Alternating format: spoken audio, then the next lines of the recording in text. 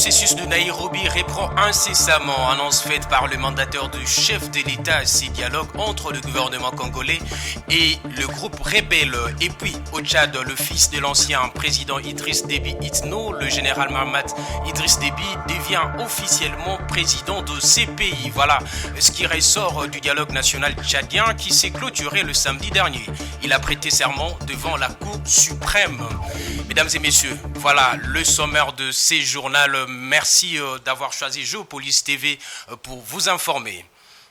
Commençons ce journal avec la visite du travail du président Denis Sassou Nguesso à Kinshasa. Cette visite a été sanctionnée par un entretien en tête-à-tête à huis clos avec le président Tshisekedi. Question de dissiper tout malentendu autour de rumeurs de nature à affecter les bonnes relations séculaires entre Kinshasa et Brazzaville, deux capitales le plus rapprochées du monde. Edouard Funda, Stani Samba.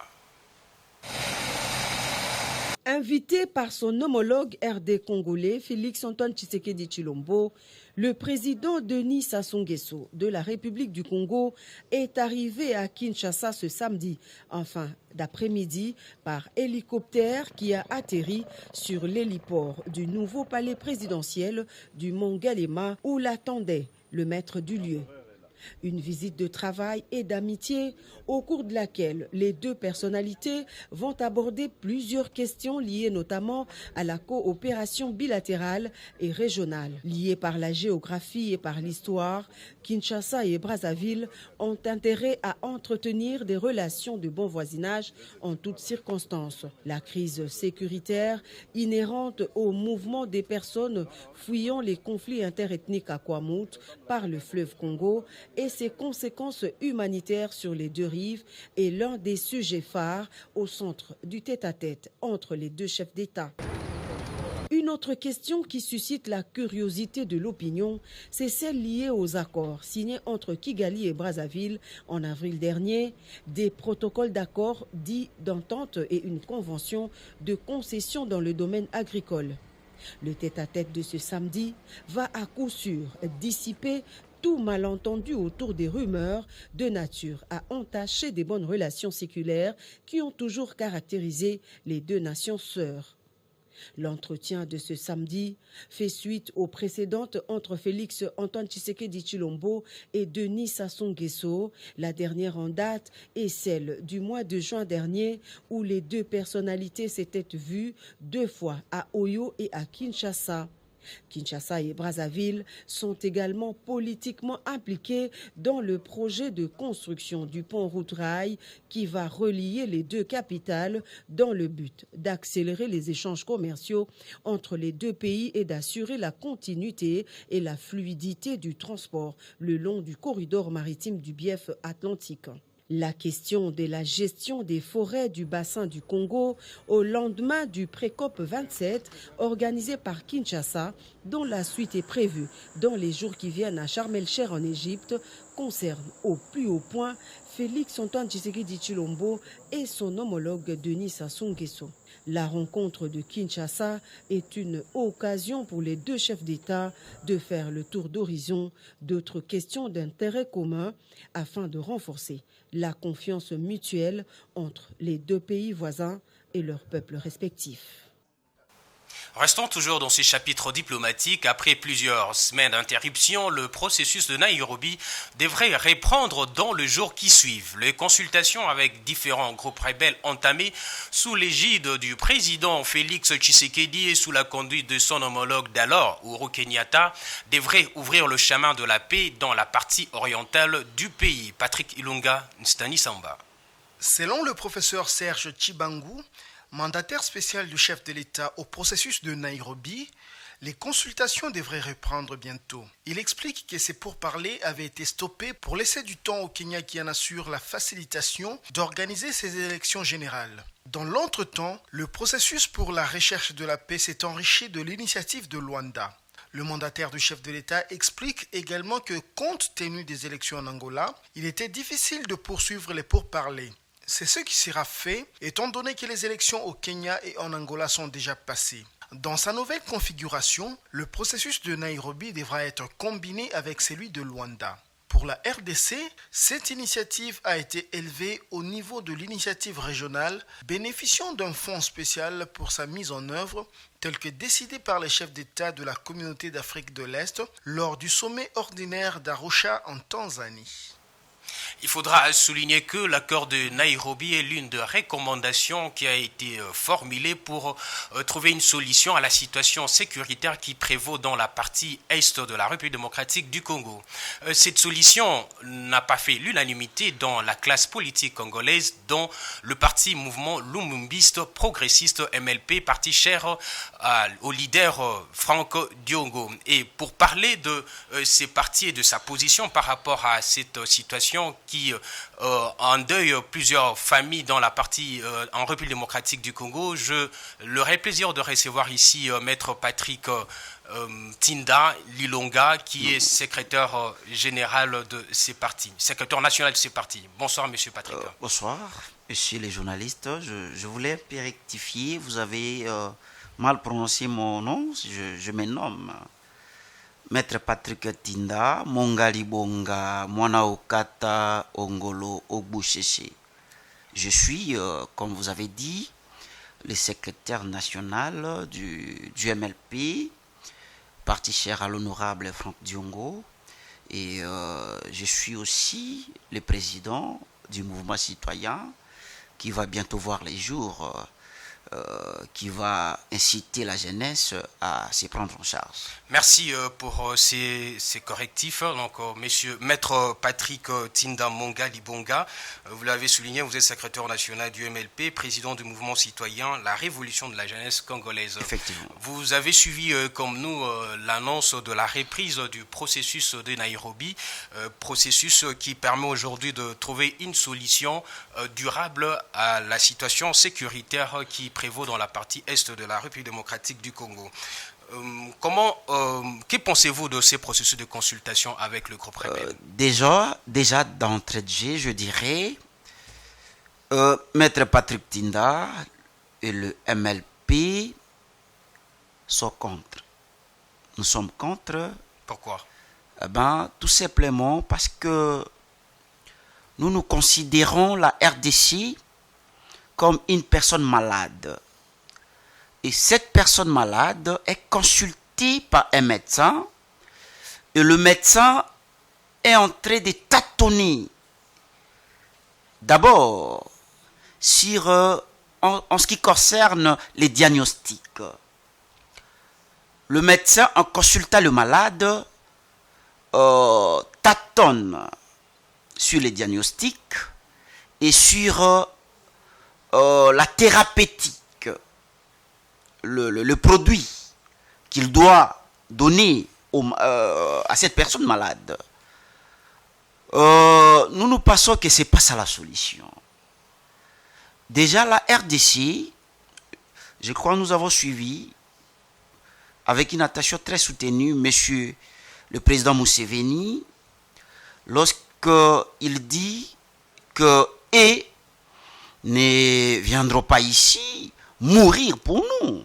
Et il a dit ouvertement, il a été reçu dans une émission et il a dit clairement que chaque État doit être à mesure de défendre ses intégrités. Et il considère un État qui n'est pas à mesure de défendre ses intégrités territoriales, lui, il les considère comme une personne qui souffrait du VIH-Sida. Et que cette personne n'a plus des anticorps, ou les anticorps ne fonctionnent plus. Voyez-vous, vous le savez très bien qu'il y a les UPDF qui travaillent avec les FRDC pour... Suivez-moi avec une attention très soutenue. Je vous suis. Et c'est comme ça que M. Museveni nous considère. Et si on était un État sérieux, je crois que la RDC devait arrêter directement avec cette coopération. Moi, je me pose même la question, cette coopération nous apporte quoi?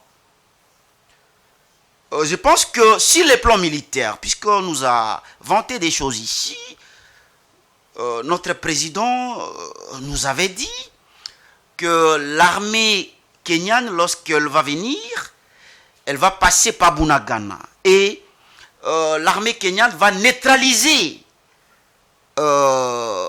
cette force totalement négative.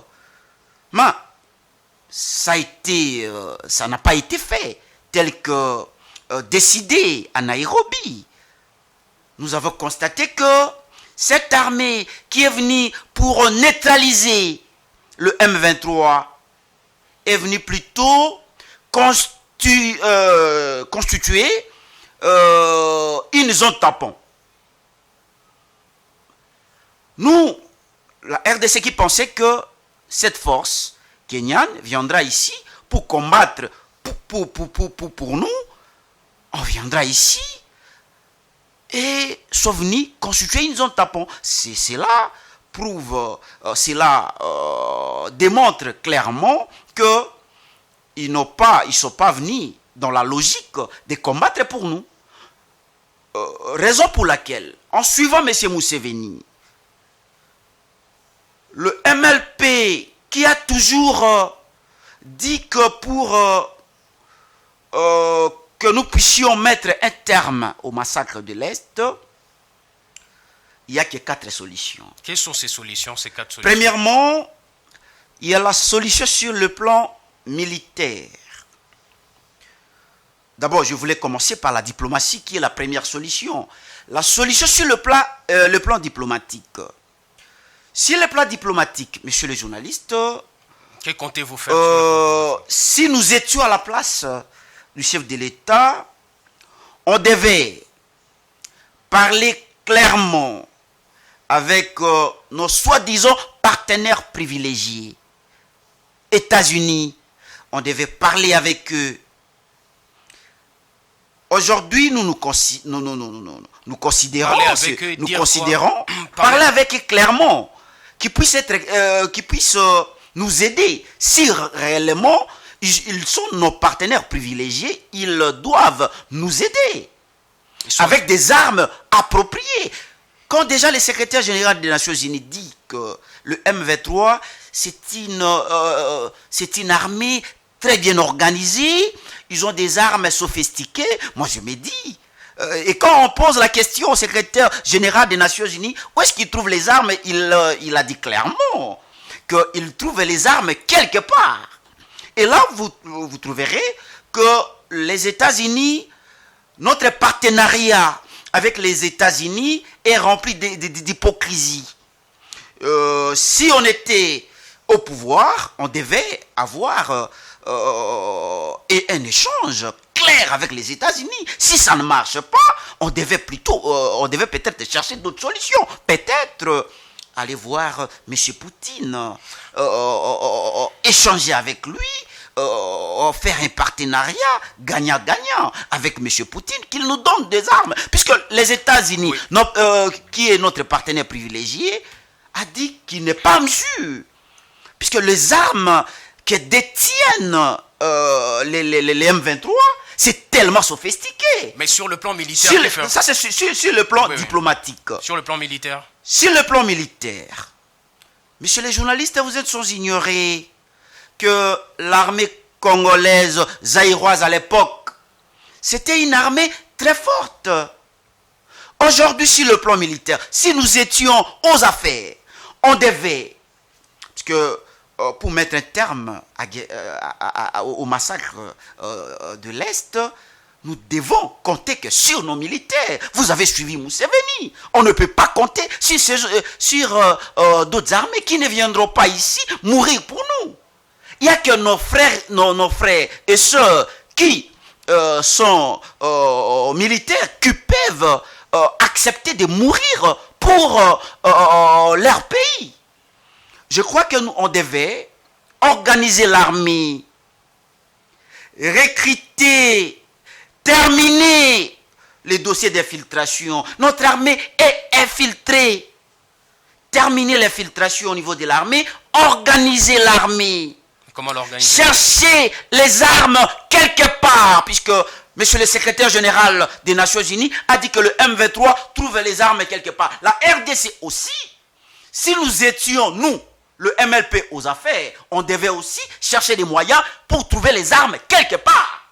Puisque nous sommes un État en part entière. On ne peut pas pleurnicher. Nous devons chercher aussi les armes quelque part. Organiser notre armée dans le budget. Les gouvernements devaient, au lieu qu'on puisse allouer 70% au fonctionnement des institutions, donner, je crois même 50% à l'armée, à la défense, allouer 50% ou voire même 40%, 45% à la défense. Si réellement nous savons Mais vous êtes que sans ignorer que nous sommes un État menacé, un pays menacé, on devait mettre du sérieux. Quelle est la troisième et la quatrième solution? Troisième solution, messieurs les journalistes, c'est la solution sur les plans politiques. Sur les plans politiques, messieurs les journalistes, il doit y avoir une réconciliation nationale. Que les partis politiques, les hommes politiques se mettent autour d'une table, puisque, messieurs les journalistes, la menace, vous devez savoir que la menace qui pèse sur notre pays est plus vaste que nos ambitions. Le président de la République devait prendre l'initiative. Si nous étions à sa place, on devait prendre l'initiative de réconcilier les acteurs politiques, qu'on puisse mettre nos intérêts de côté, qu'on puisse se mettre autour d'une table, réfléchir nation. Qu'est-ce que nous devons faire? Réconciliation nationale, pour qu'on puisse mobiliser la population à s'élever contre cette attaque totalement injuste. Quatrième proposition, c'est la solution sur le plan juridique. Sur le plan juridique, messieurs les journalistes, la RDC devait chercher la création du tribunal pénal international. Nos partenaires privilégiés, qui sont les États-Unis, le voient, qu'on puisse créer un tribunal pénal international qui pouvait faire en sorte que nous puissions arrêter tous les gens qui sont derrière les massacres de 1994 à ce jour.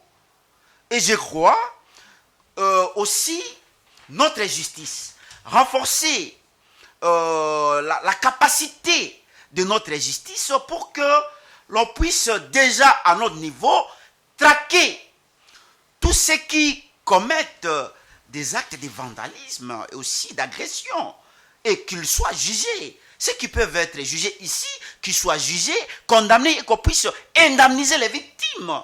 Puisqu'aujourd'hui, l'État congolais est victime.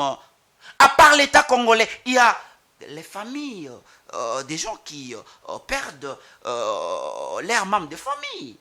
Ces gens-là, ces familles-là, ont droit à des indemnisations, qu'ils soient indemnisés.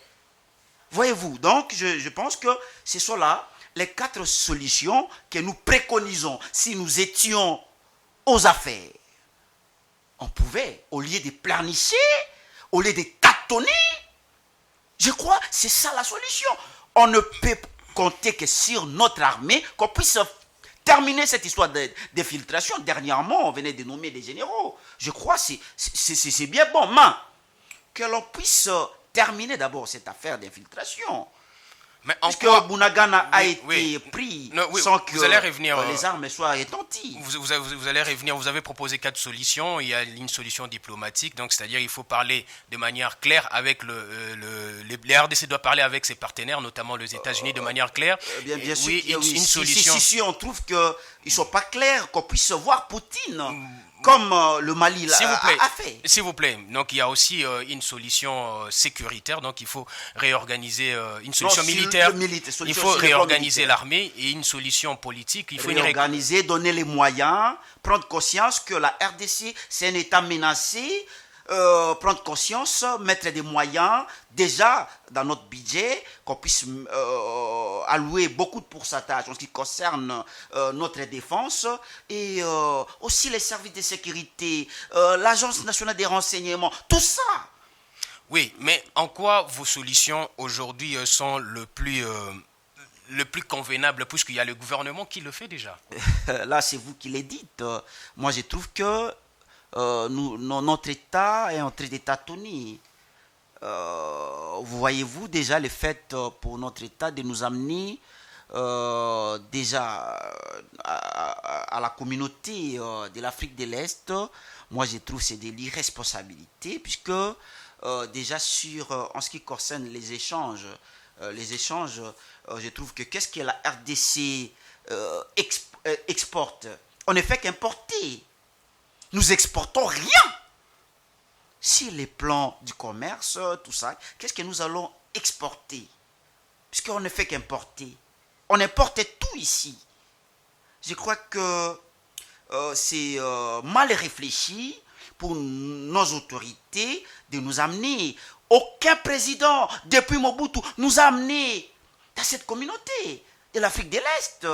Parce que j'ai failli oublier. Vous devez savoir, messieurs les journalistes, aussi les téléspectateurs, dans la théorie du chaos, vous ne pouvez pas inviter la personne qui est à la base du chaos de venir vous aider à maîtriser le chaos. Ça ne se fait nulle part au monde. Aussi pour votre information.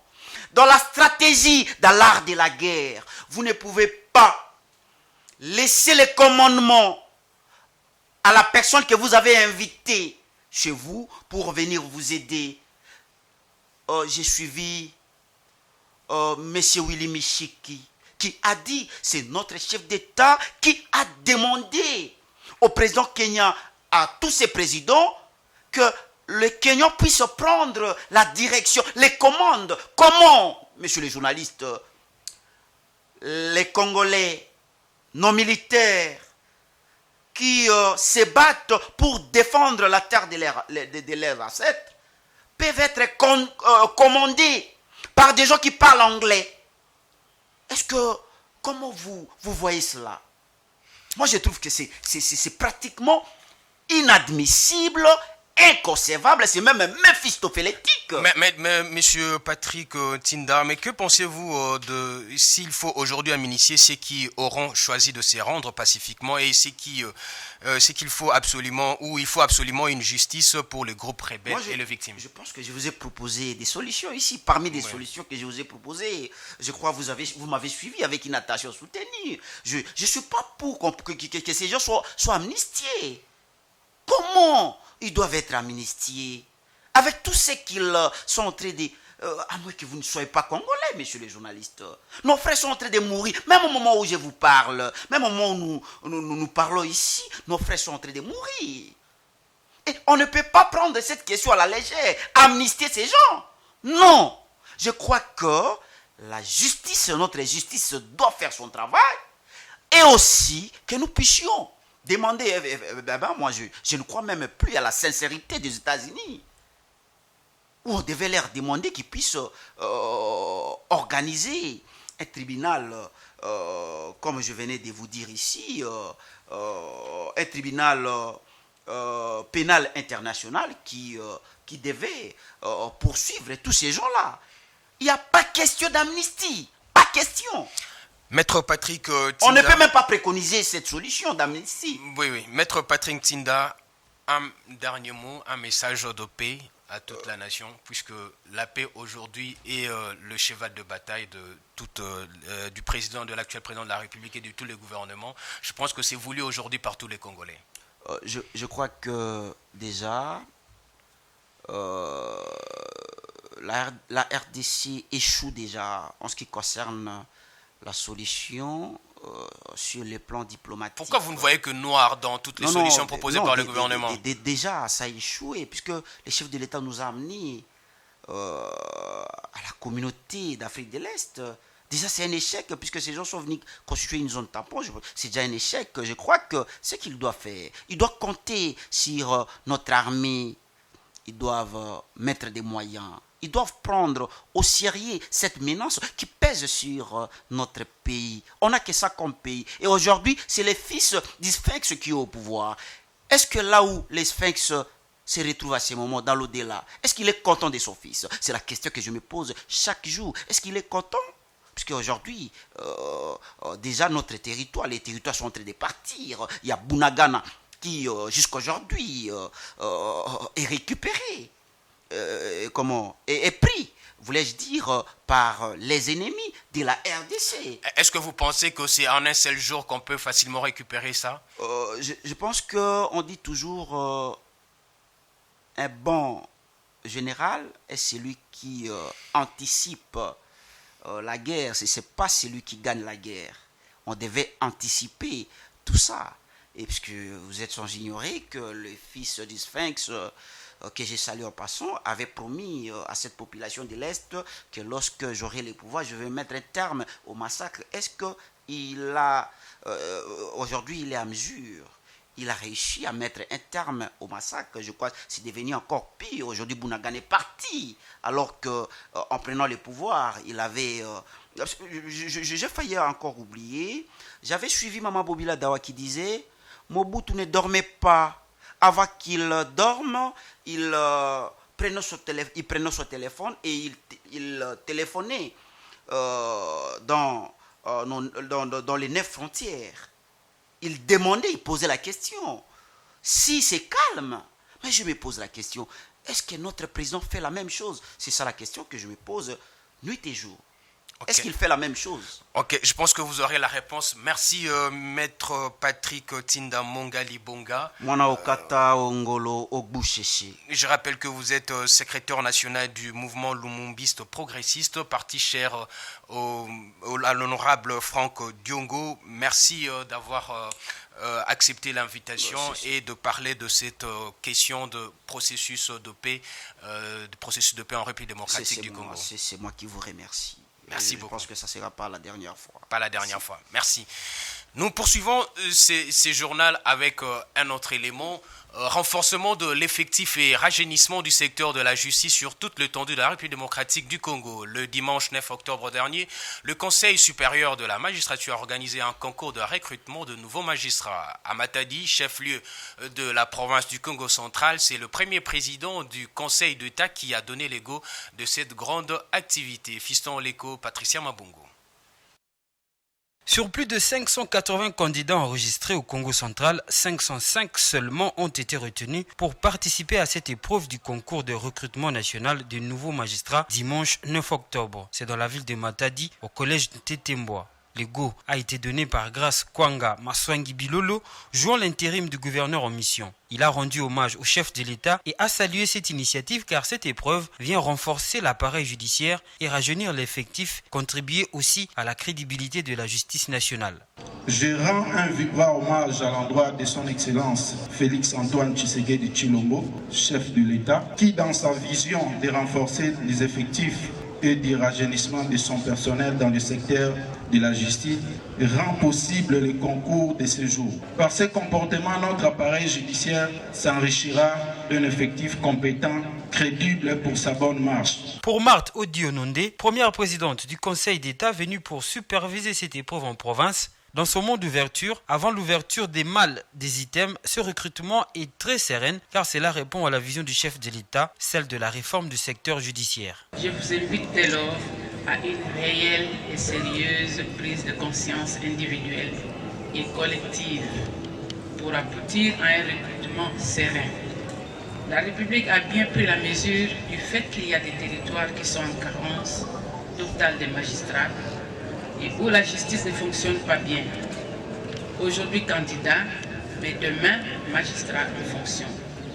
Vous vous abstiendrez d'entretenir des mots décriés entre autres le clientélisme judiciaire, le favoritisme, la médiocrité dans les décisions de la justice, le monnayage des dossiers, la corruption, le mépris envers les avocats et les justiciables, envers vos collègues magistrats et autres, surtout la corruption en milieu judiciaire.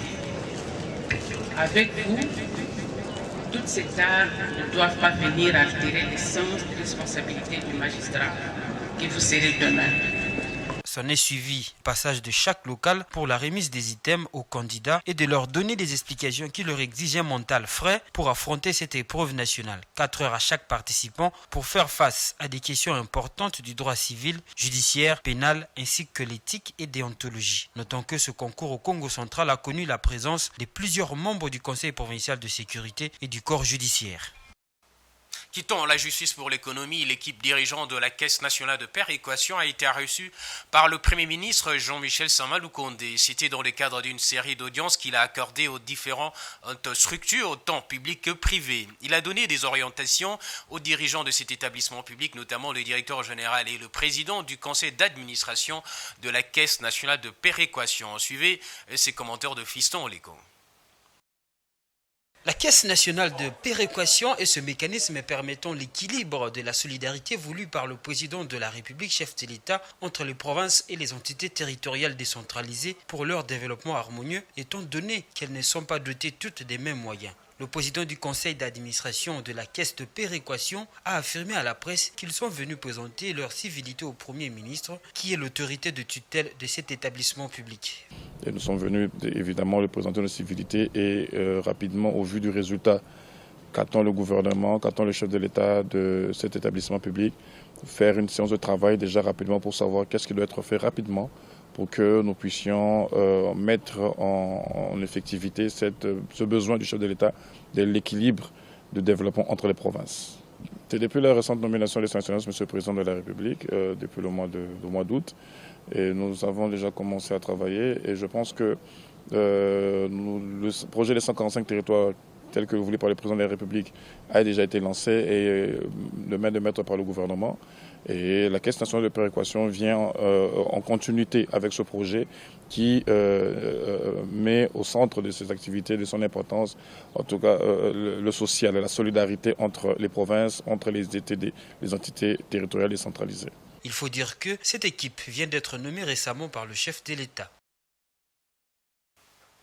Processus électoral en République démocratique du Congo. Le rapporteur adjoint de la Commission électorale nationale indépendante CENI, Paul Muyindu Mulemberi, a procédé le vendredi dernier au lancement de la formation des juristes membres de cette institution d'appui à la démocratie.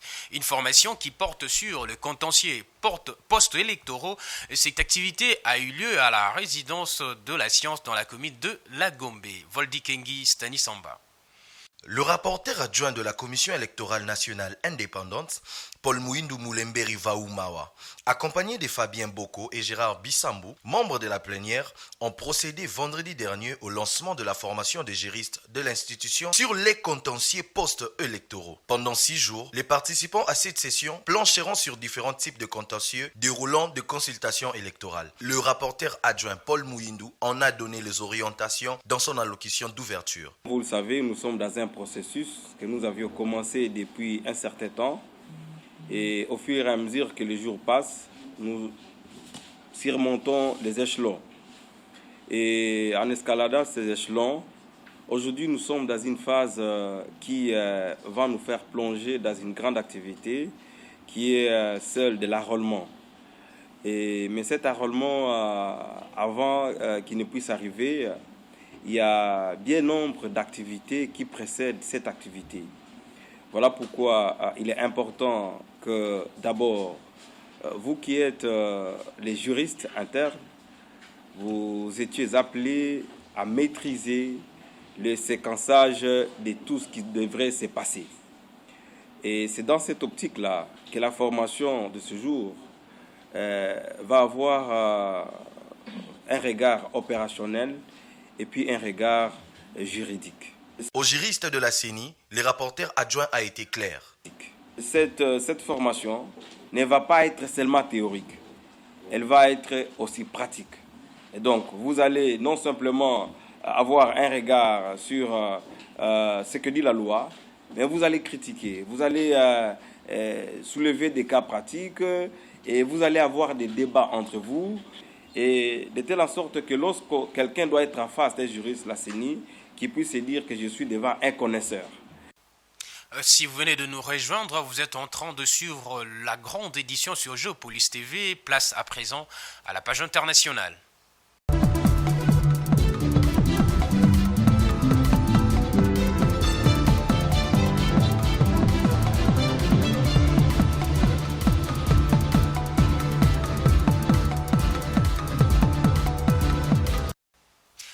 Annoncé dans le sommaire de ce journal, Mahamat Idriss Déby devient officiellement président de la République et président de la transition du Tchad. Il a prêté serment devant la Cour suprême au palais du 15 janvier à l'issue d'un dialogue national. Le général Déby devra donc présider une transition de 24 mois avant la tenue des élections générales dans ces pays de l'ancien président Idriss Déby Itno. Patrick Ilungan Stanisamba. Tout de blanc vêtu, le général Mahamat Idriss Déby a officiellement pris les rênes du Tchad. Il a été investi par la Cour suprême à N'Djamena devant une salle pleine de militaires et de civils. Le général Mahamat Idriss Déby, qui dirige le Tchad depuis avril 2021, au lendemain de la mort de son père Idriss Déby, tué au front dans un affrontement avec les rebelles, va encore diriger la transition et le pays pendant les 24 prochains mois, conformément aux conclusions du dialogue qui a été organisé du 20 août au 8 octobre dernier. Pour le général Mahamat Idriss Déby, c'est une nouvelle ère qui débute au Tchad.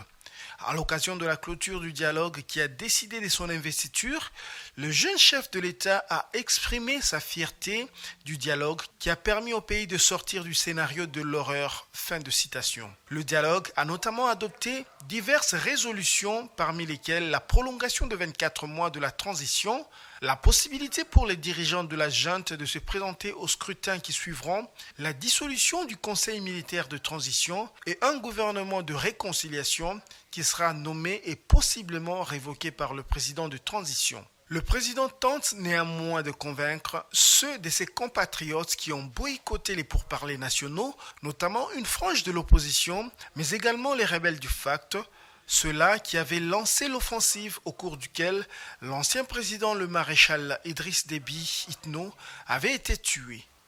Parlons à présent de l'économie africaine. L'initiative du commerce guidé de la zone des libres-échanges continentale africaine ZLECAf est opérationnelle. Lancée à Accra, au Ghana, le 7 octobre 2022, cette initiative du secrétariat de la ZLECAf guidée est devenue effective dans 7 pays ayant exprimé leur intérêt pour le commerce parmi les 29 qui ont soumis leur liste tarifaire en vue de démarrer le commerce dans le cadre du marché commun. Edouard Mfunda et Stanisamba. 7 nations représentant les 5 régions d'Afrique s'unissent pour lancer l'initiative de la zone de libre-échange continentale africaine. L'initiative sur le commerce guidé a été lancée le week-end dernier à l'aéroport international de Kotoka à Accra au Ghana. Le Cameroun, l'Égypte, le Ghana, le Kenya, l'île Maurice, le Rwanda et la Tunisie ont décidé de franchir une nouvelle étape dans l'intégration économique de l'Afrique. L'objectif de cette initiative est de marquer la volonté d'un groupe d'États parties intéressés de commencer les échanges commerciaux dans le cadre de l'approche de libre-échange continentale africaine. Au total, 9 catégories de produits comprenant les batteries, le thé, le café, les carreaux de céramique, les produits à base de viande transformée, les amidons de maïs, le sucre, les pâtes, les sirops de glucose, les fruits secs et la fibre de sisal ont été identifiés par le comité de l'initiative du commerce guidé de la ZLECAf. Des droits de douane réduits offrant un avantage concurrentiel aux entreprises, la capacité de gérer les barrières non tarifaires via un système en ligne pour accélérer le commerce sont entre autres des avantages du commerce. Pour stimuler l'intégration économique du continent africain, le secrétariat de la ZLECAf et Equity Group ont signé un protocole d'accord de 6 milliards de dollars destiné à soutenir les secteurs primaires agroalimentaires, les industries extractives, les secteurs de fabrication et de la logistique, les commerces et les investissements, les secteurs sociaux, la technologie et l'environnement. Et puis en Algérie, la récolte de blé est prévue pour s'établir à 3,3 millions de tonnes en 2022-2023.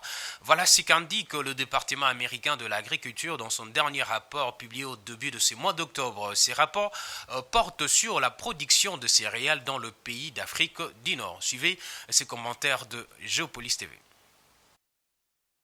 C'est à 3,3 millions de tonnes que pourrait s'établir la récolte du blé pour la saison culturelle 2022-2023 en Algérie. Les volumes escomptés marqueraient une hausse de 38% par rapport au stock de 2,4 millions de tonnes récoltées au cours de la campagne précédente, alors même que la superficie emblavée devrait stagner à 2 millions d'hectares. Cette embellie s'explique notamment par un retour à la normale de conditions météorologiques après la longue période de sécheresse survenue un an plus tôt. Le département américain de l'agriculture s'attend d'ailleurs à une amélioration du rendement qui devrait passer à 1,5 tonnes par hectare contre 1,2 tonnes par hectare précédemment. Malgré ces perspectives, le pays reste encore loin de son pic de production de 4 millions de tonnes de blé atteint en 2018-2019. En Algérie, le besoin de consommation de blé tourne autour de 11 millions de tonnes par an. Dans ces pays, les importations de céréales ont coûté environ 2,25 milliards de dollars en 2021, soit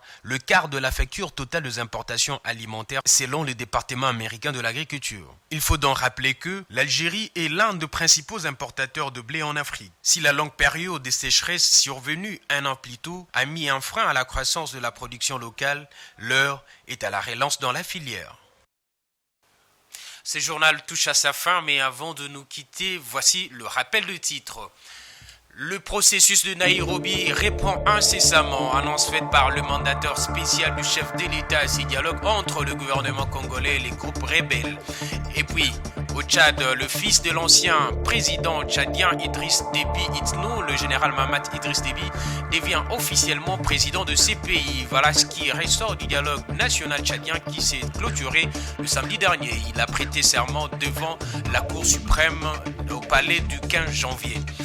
Voilà, ce journal est terminé. Mesdames et messieurs, merci de l'avoir suivi et restez branchés sur le programme de Géopolis TV. L'information continue sur www.geopolismagazine.net et son compte YouTube Géopolis TV.